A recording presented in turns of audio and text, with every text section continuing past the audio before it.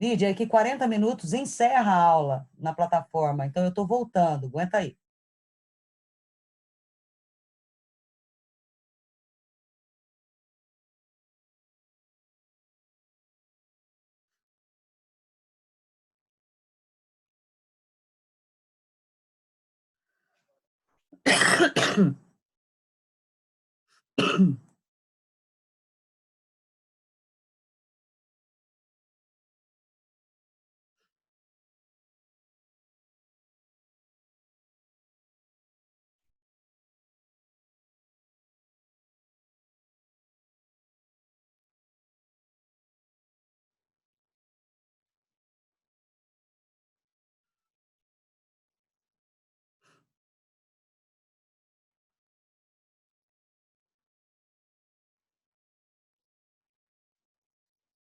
Bom, estão me vendo?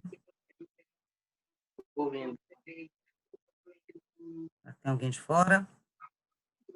Na hora que eu ia falar da questão de número 10, a hora que eu ia dizer qual era a questão de número 10, justamente nessa hora, fechou a plataforma e a aula caiu. Bom, vamos lá. Eu dizia, em relação à perda automática do cargo, vamos lá, tem uma pessoa que vai entrar, entrou.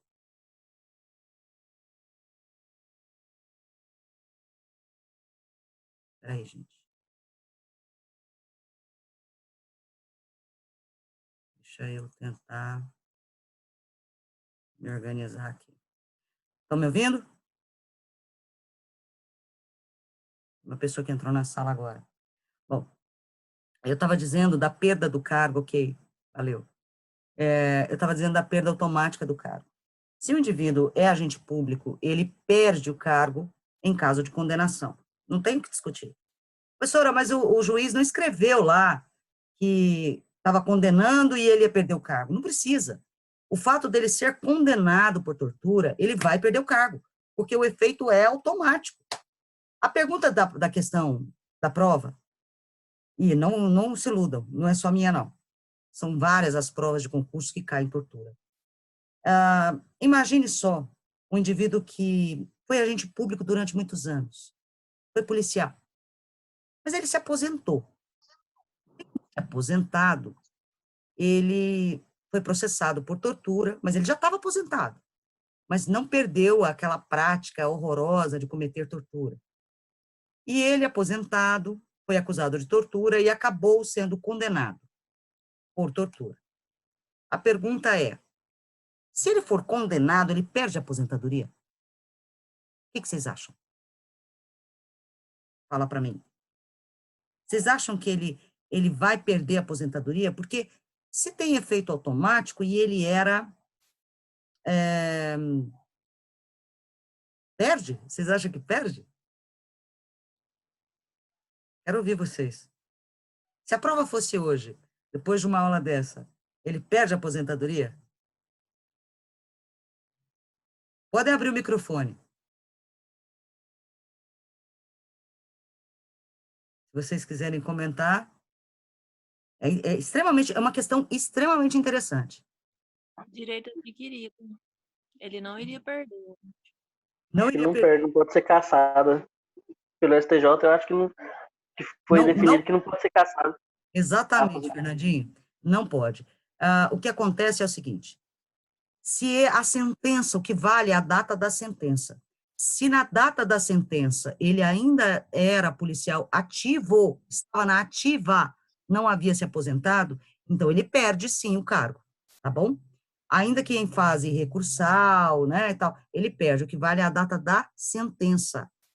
Agora, se quando a sentença foi prolatada, se ele já havia se aposentado, é direito adquirido, ele não perde esse direito. Isso é decisão pacificada da TJ. É bacana? Bom, eu disse para vocês que não cabe, crime hediondo, e como crime hediondo, equiparado a hediondo, né? Não cabe aí nem a anistia e nem a graça, segundo a lei, mas também não cabe indulto, tá? Porque, na verdade, a lei não fala em indulto, mas A graça nada mais é do que um indulto, um tipo de indulto individual.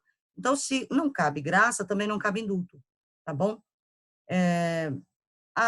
Professora, mas aí não está havendo uma adequação por parte da... A senhora falou da analogia em Malamparten e tal, mas isso quem está dizendo não sou eu, é a própria lei dos crimes hediondos, que também trata dos equiparados. Então, lá já tem a vedação, é vedado aí a graça, a anistia e o indulto.